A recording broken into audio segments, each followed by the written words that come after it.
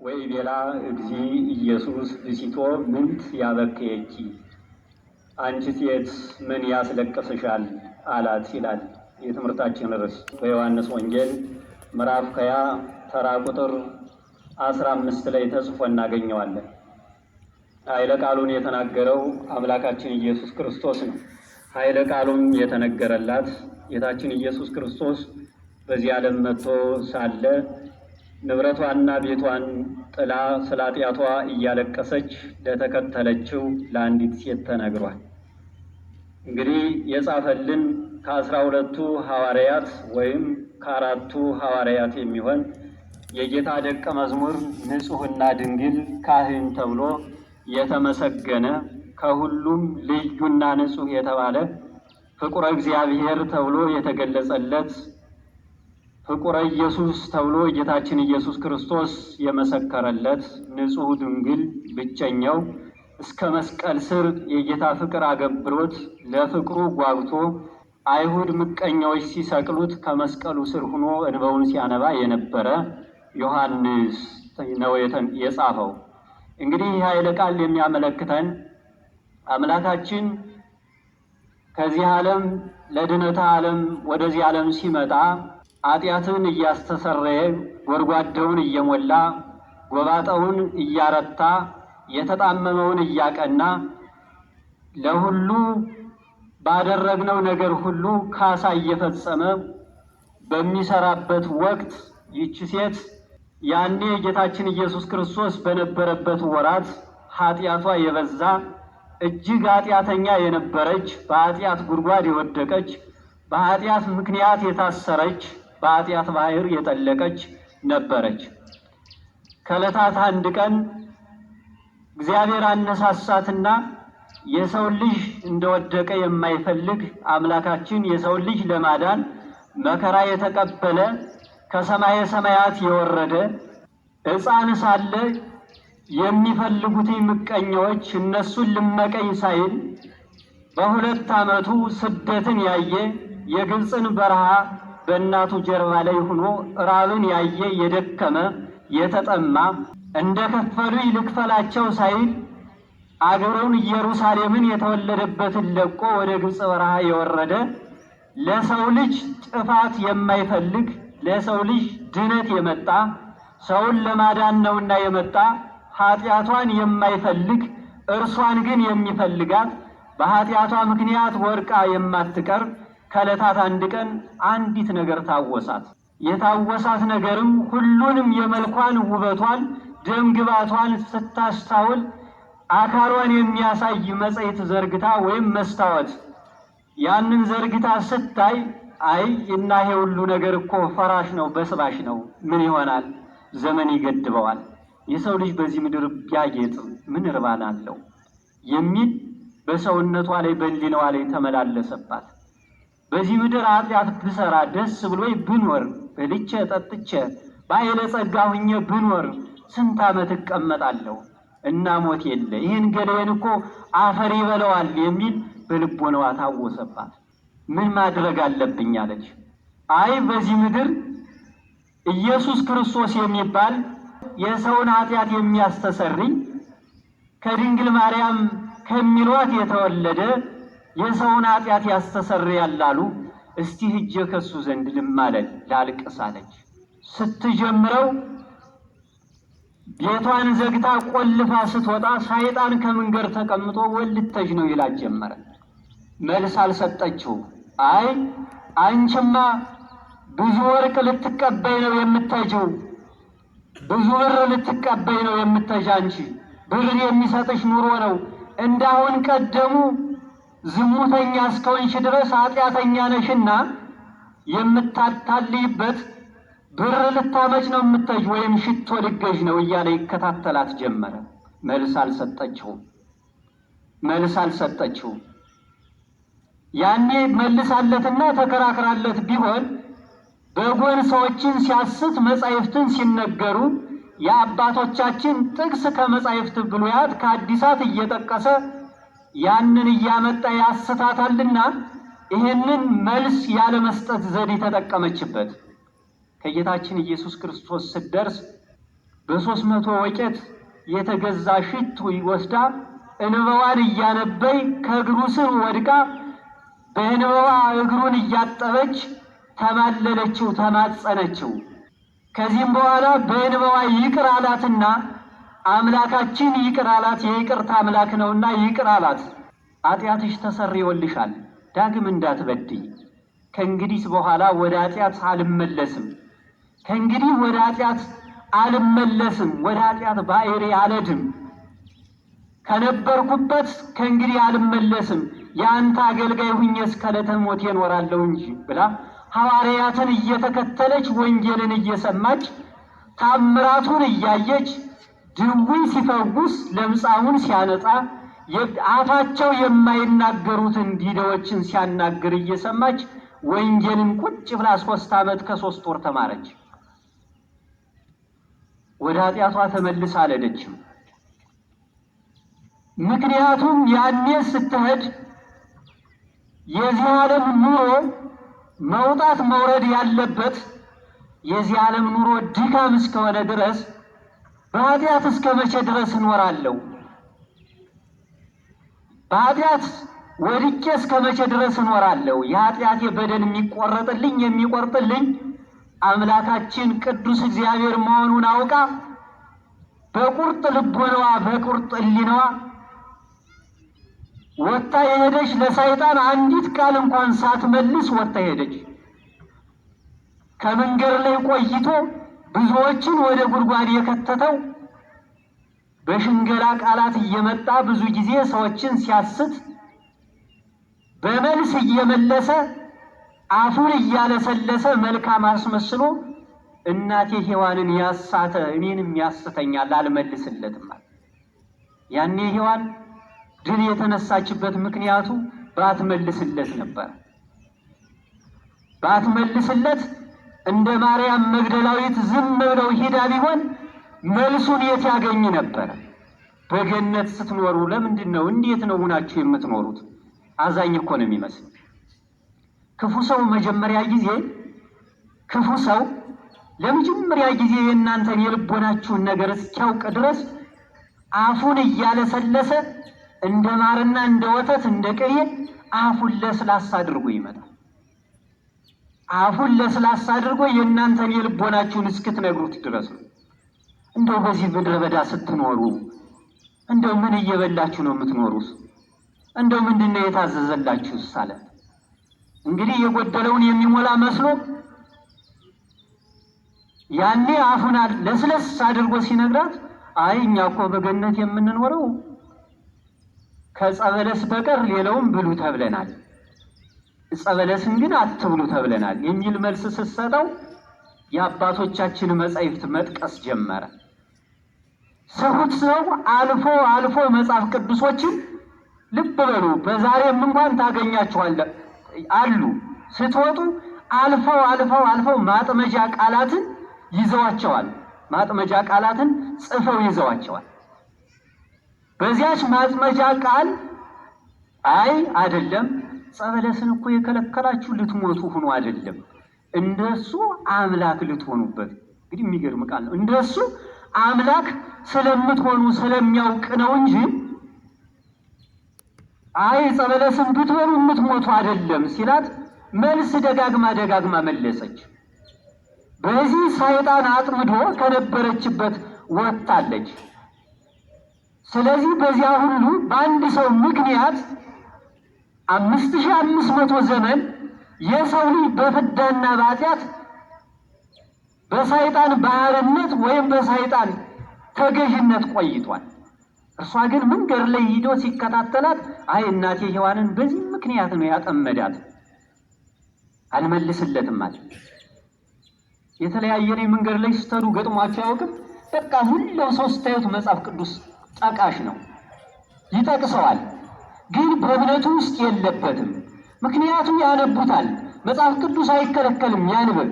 ከዕለታት አንድ ቀን ግን እንደ ማርያም መግደላዊት አይ ይሄ ጊዜ እኮ ቀሪ ነው፣ ለምን እኔ የሰው ልጅ እንዲያጠምዳለሁ በሰይጣን ላይ ተጭኜ እንደ እባብ የሰይጣንን ምላስ ይዤ የሰይጣንን አካል ይዤ ለምን የሰው ልጅ አጠምዳለሁ? አይ እንደዚህማ መሆን የለበትም ብሎ ይመለሳል። ከዚህም በኋላ ማርያም መግደላዊት ግን ይህን ሁሉ አላደረገችም። ዝም ብላ ነው አልፋ ሄደች። ስትጀምር ንስሐዋን በእንባ ጀመረችው። ይቅር አላት። በእንባ እንደጀመረች ተከትላ እንደሄደች ምቀኞች አይሁድ ጌታችን ኢየሱስ ክርስቶስን ይዘው ሐሰተኛ ነቢይ ነው፣ እንዴት በሰንበት ድውይ ይፈውሳል? ይሄማ አምላክ አይደለም፣ ዋኛ የምናውቀው አይደል? የማርያም ልጅ አይደለም፣ አባቱስ ዮሴፍ አይደለ? ሎቱ ስብሐት የሩቅ ብእሲ ልጅ ነው እያሉት ነው። አይ አባቱማ ዮሴፍ አይደለም፣ እናቱም ማርያም ናት፣ ወንድሞቹም ያዕቆብና እነ ይሁዳ አይደሉ?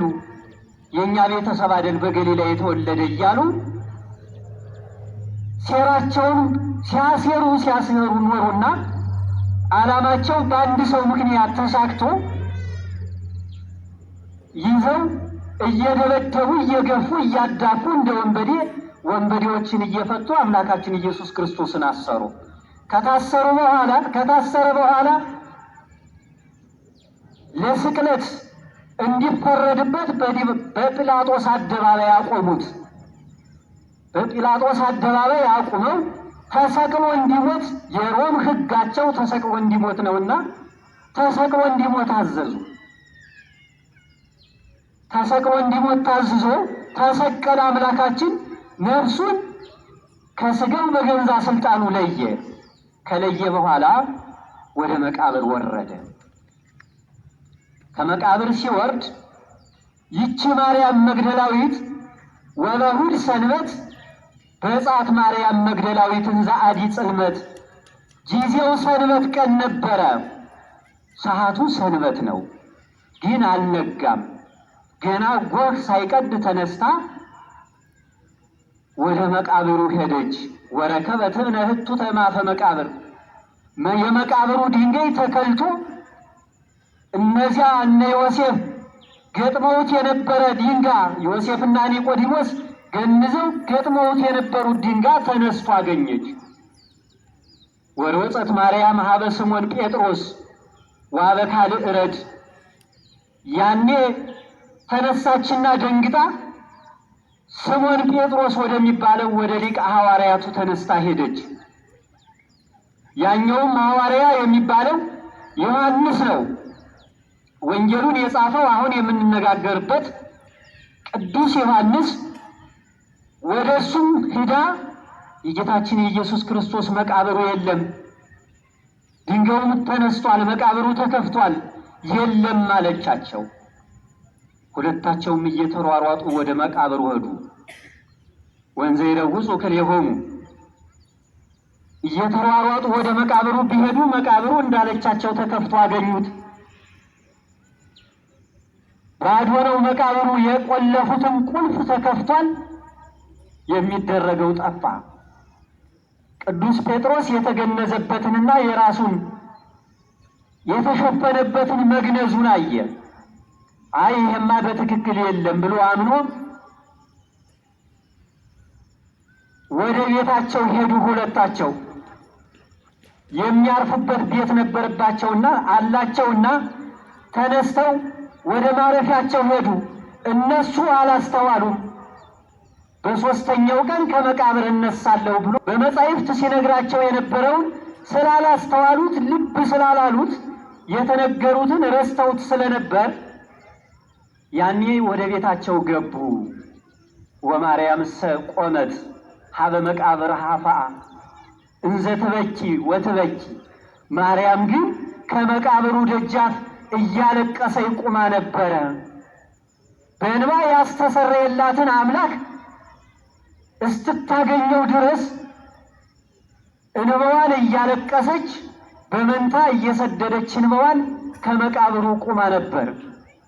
አምላክን ስትፈልግ በእንባ ነበር የፈለገችው። የሕይወትን መንገድ ስትጀምረው እያለቀሰች ነበር የፈለገችው። የመዳንን መንገድ ሃይማኖቷን ስትመሰርት ትክክለኛዋን የጠባዋን መንገድ ስትሄድ በሰፊው አልሄደችም ነበረ። ከሰፊው ከመከራው መንገድ ወጣ ወደ ደገኘው ወደ አምላካችን ስትሄድ በጠባቧ መንገድ ስትሄድ አንባ ንስሐን እየፈጸመች ነበር የሄደችው። ልቅሶ እንባ ማንባት ልቅሶ ማልቀስ አንደኛ የንስሐ መንገድ ነውና ቅዱሳን አባቶቻችን እነ ቅዱስ ዳዊት ነቢዩ ዳዊት ካጠፋ በኋላ አምላካችን ሲማጸነው የነበር ወደ ዙፋኑ እንዲመልሰው ኃጢአቱን እንዲያስተሰርይለት ያልሆነ ስራ ከሰራ በኋላ አምላካችን በነቢዩ ናታን ምክንያት ተገልጾ አንተማ መጥፎ ስራ ሰርተሃል፣ አይ አንተ አምላካችን ንስሐ ግባና ይቅር ይልሃል ሲለው እንባውን እያነባ እንባው አልቆ ደም አልቆ ጉንጩ እስኪደርቅ ድረስ ሰውነቱ እስኪደርቅ ድረስ እንደውም አባቶቻችን ከዙፋኑ ወድቆ ሰርዶ እስኪበቅልበት ድረስ ነው ያነበው እንባ ሰርዶ አብቅሎ እስኪተበትበው ድረስ አልቅሷል ይላል። ስለዚህ የነዚያን ተከትላ እያለቀሰች ከመቃብሩ ቁማ ተጠብቀው ነበር። ሌሎች ግን ተበትነው ነበር። ችግር ሲመጣ መበተን ሳይሆን ችግርም ሲመጣ እምነትን ይዞ መቆም ነው። ለምን ሐዋርያት አልተበተኑም ነበረ? አምላካቸውን እስኪያገኙ ድረስ በአንድነት በደብረ ጽዮን ተሰባስበው ይጠብቁ ነበረ። ችግር ከሌለማ እኮ እንግዲህ እምነታችን በምን ይታወቃል? እምነታችን የምናውቀው ችግሩ ተመቶ እምነታችን ተቋቁመን ችግሩን ካለፍነው አማኝ መሆናችን ይታወቃል። ስለዚያማ እንግዳ ሁሉ ጻድቅ በጊዜ ርቱ፣ በአማን ጊዜ ወይም በሰላም ጊዜ ሁሉም ጻድቅ ነኝ ይላል።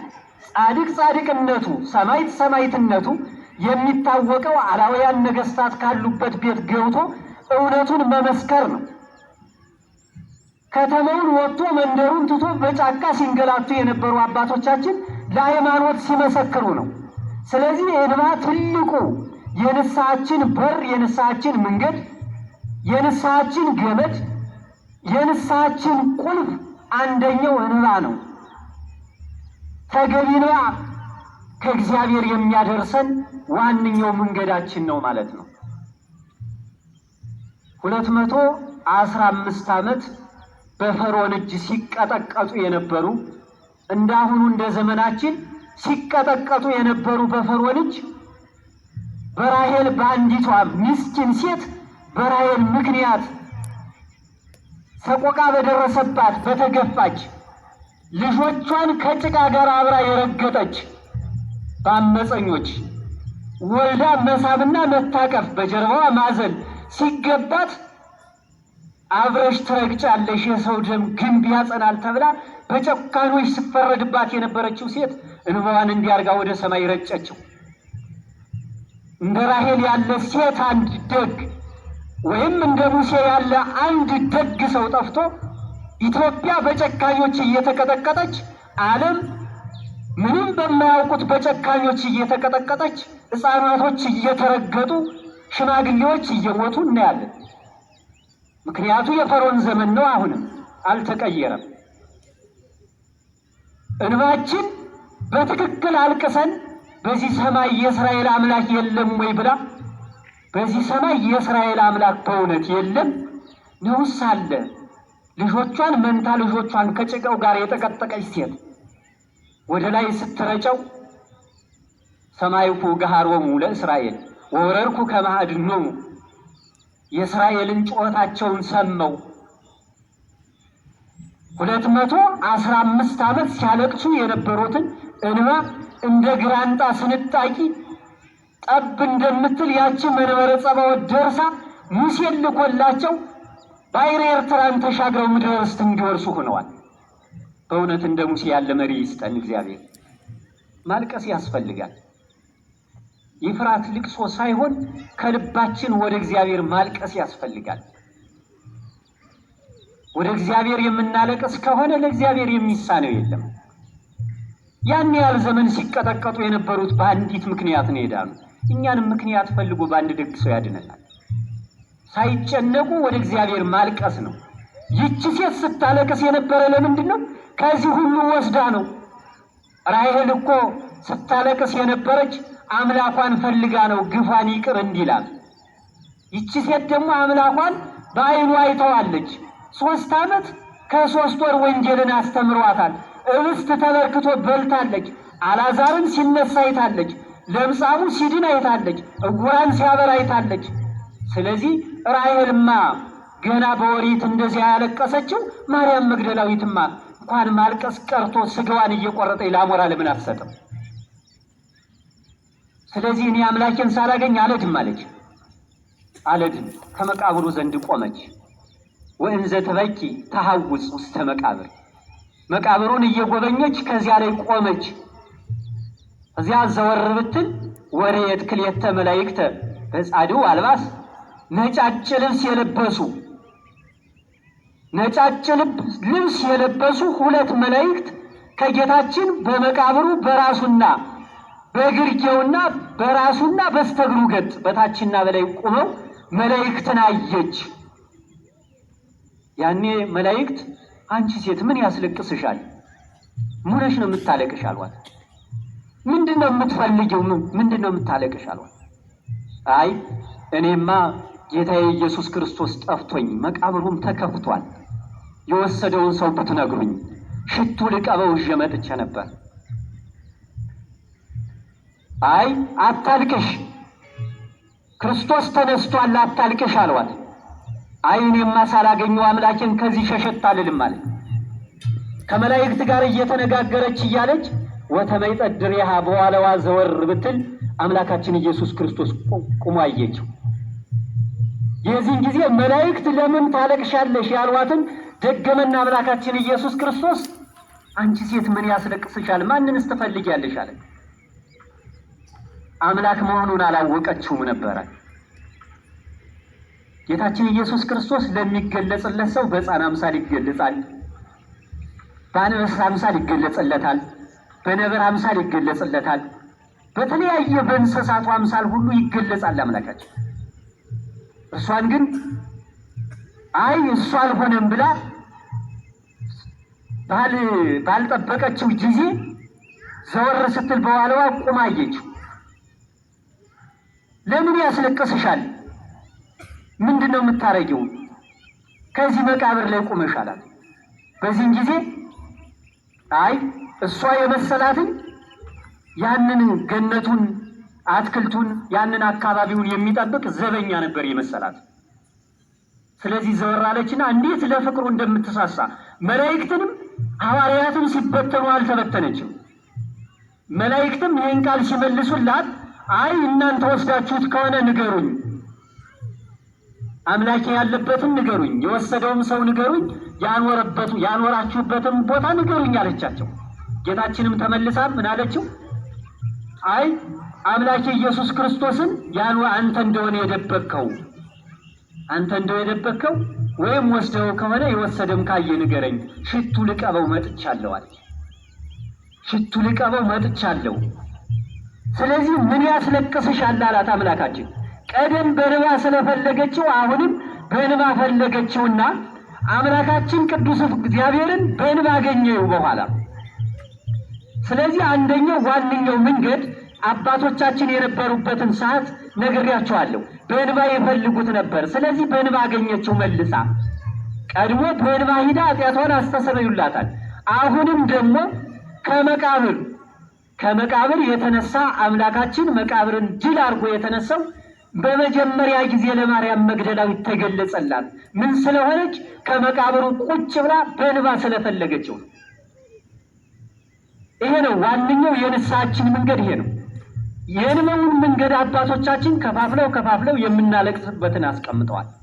እንደው ዝም ብሎ እንባን መድፋት እንዳበይዋ አይጠቅምም።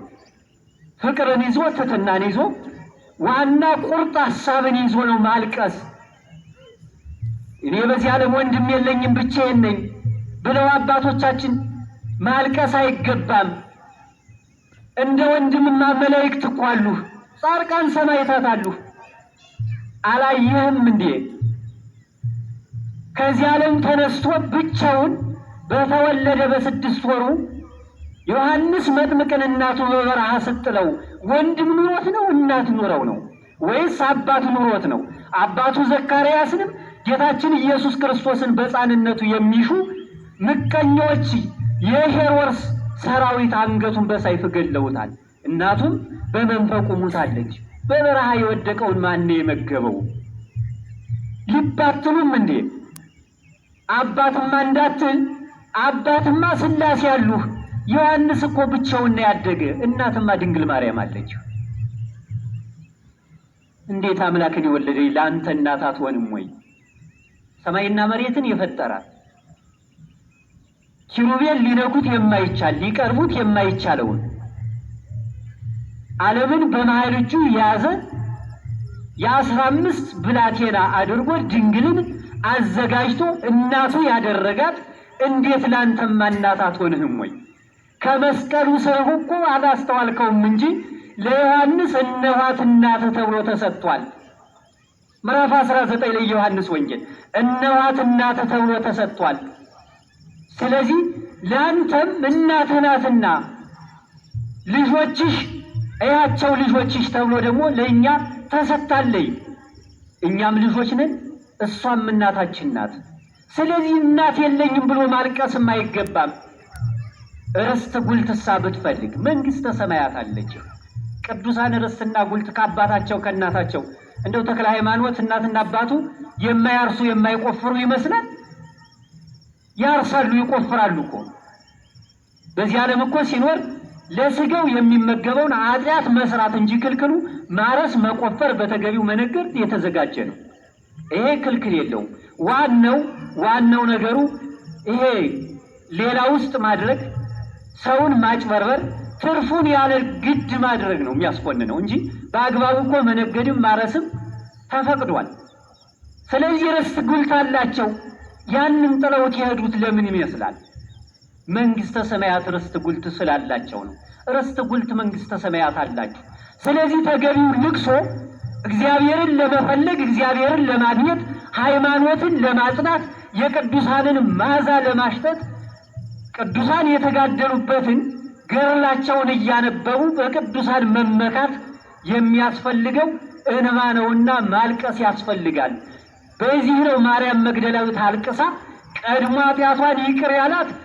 ኃጢአትን ይቅር የሚል ኃጢአትን የማይወድ ሰውን የሚወድ አምላካችን የጠሉትን የማይጠላ የንስሐ ባለቤት ቅዱስ እግዚአብሔር ምንድን ያላት? ይቅር ብዬሻለሁ ካላት በኋላ በመቃብር በጀርባዋ ተገለጸላት። ከዚህም በኋላ ሁሪ ሀባ ሐዋርያት፣ ወደ ሐዋርያት ሂጂና መነሳቴን ንገሪያቸው አልና ይህን ደስታ ተነገረች። በልቅሶዋ ምክንያት እያለቀሰች የመነሳቱን ለሐዋርያት ነገረቻቸው። ሂጂና ንገሪያቸው መነሳቴን ብስራቴን ተናገሪ ተብላ ቅዱስ ገብርኤል የደስታ ዜናን እነሆ አምላክን ተወልጀዋለች ብሎ መልካም ዜናን እንዳበሰራት እነሆ አምላካችን ከመቃብር ተነስቷል፣ በሶስተኛው ቀን እነሳለሁ ብሏል ነበር። ወናሁ ቀድመክሙ ገሊላ፣ እነሆ ገሊላ ቀድማችኋለሁ ብሏል ብሎ ያለው የተናገረው ቃል ደርሷል ብላ መልካሙን ብስራት ነገረቻቸው ማለት ነው። ስለዚህ ማልቀስ ተገቢው መንገድ ይሄ ነው። እንደው ዝም ብሎ በከንቱ ማልቀስ አይደለም። ምንም ነገር የለኝም ምበለው ምጠጣው የለኝም ብሎ ማልቀስ ተገቢም አይደለም። እግዚአብሔር ያዘጋጀው የሰው ልጅ ለክብሩ ለመውረስ ስሙን ለመቀደስ እስከሆነ ድረስ የሚበለው ማያሳጣው አምላካችን ቅዱስ እግዚአብሔር የሰው ልጅ ሲፈጥር በንጹህ ኃይሪ ከመላእክት ጋር በአንድነት እንዲኖር ከጻድቃን ከሰማዕታት ጋር እንዲኖር ነው እንጂ እንዲሰቃይ አይደለም። የሚሰቃይ ራሱ በመዘዘው ገመድ ራሱ በቆፈረው ጉድጓድ ራሱ በፈነቀለው ድንጋይ ብቻ ነው የሰው ልጅ የሚበደለው። ኃጢአት የመጣ ራሱ በፈነቀለው አይደለም። ስለዚህ በዚህ ምክንያት ነው የሰው ልጅ የሚጎደው። ማልቀስ ተገቢውን መንገድ ይዞ ተገቢ ነው፣ ከመከራ ያድናል። የፈለጉትን ነገር ለመግለጽ ያስፈልጋል። ልጅ ያጡ ሰዎች በእንባ ካለቀሱ፣ በእንባ በመሪር ልብ በእውነት ካለቀሱ ልጅ ይሰጣቸዋል። ስለዚህ የሻቱትን ሁሉ የሚፈለግ በንስሐ በእንባ ነውና አልቅሳ የተገለጸላት አምላኳን ያገኘችው በእንባ ነውና እኛም አልቅሰን ሀገራችን መከራዋ እንዲወገድላት የእግዚአብሔር መልካም ፈቃዱ ይሁን።